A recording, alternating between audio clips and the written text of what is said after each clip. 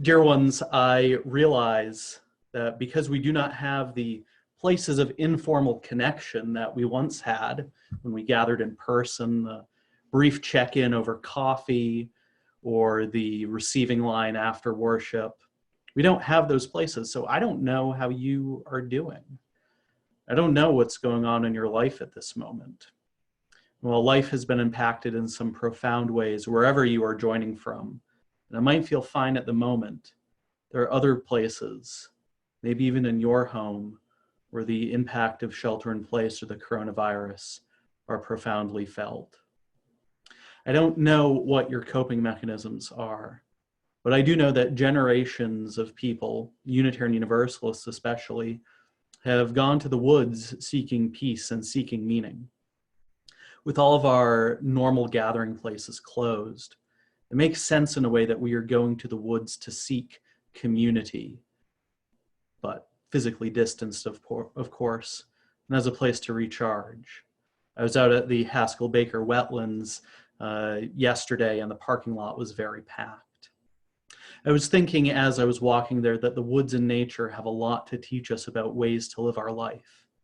Nature serves as a metaphor, a sacred text of resiliency, fragility, and interconnectedness. When I think about resiliency, I think about moss. Don't most people? Robin Wall Kemmerer, in her book Gathering Moss, writes about those ancient bryophytes, the first plants to develop the ability to live on land, likely 350 million years ago. They were algae left stranded from pools that dried up. They needed to develop a new architecture. Lorna Smithers reminds us that the stems to hold them upright, root-like rhizoids to anchor them to the soil, tiny leaves, one cell thick to photosynthesize, but only when damp, as they lack the vascular system of later plants where water was carried by phylum and xylem. She continues on to say, considering their longevity, it is little wonder why moss is so resilient. Unlike plants and trees that can survive long periods of drought and even a complete lack of water in a condition of desiccation, dry, brittle and brown, then spring back to life as soon as rain hits the ground. Moss, tenacious plants that survived and helped create the conditions that allow for life to spring forth on Earth. We all think about the transformation that occurs when a caterpillar turns into a butterfly. This is a beautiful change, but also fragility.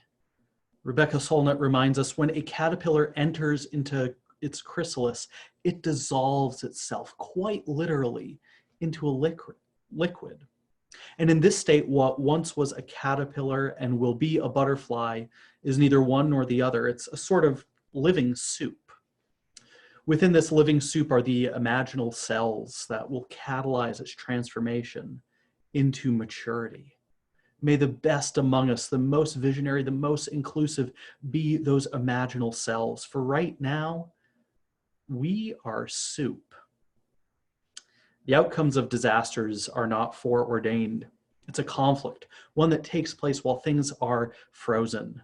Solid and locked up have become open and fluid, Solnit writes, full of the best and the worst possibilities. We are both becalmed and in a state of profound change. Dear ones, we do not have to have everything figured out right now. If you feel like goo right now, remember that even the most beautiful butterfly started out as goo too. Now, from the resiliency of moss to the transformation of the butterfly, I move to interconnectedness. I think about the quaking aspen that has interconnected groves from a shared root system. Their groves are some of the largest living organisms. There's a grove in Fish Lake National Forest in Utah called Pando, and that grove is 106 acres. But even that is threatened because of the mule deer eating saplings. All of the new growth is eating. because for centuries, the mule deer population was kept in check by wolves, bears, and cougars. And since those predators are gone, this giant organism is at risk. Disasters have a way of highlighting our interconnectedness.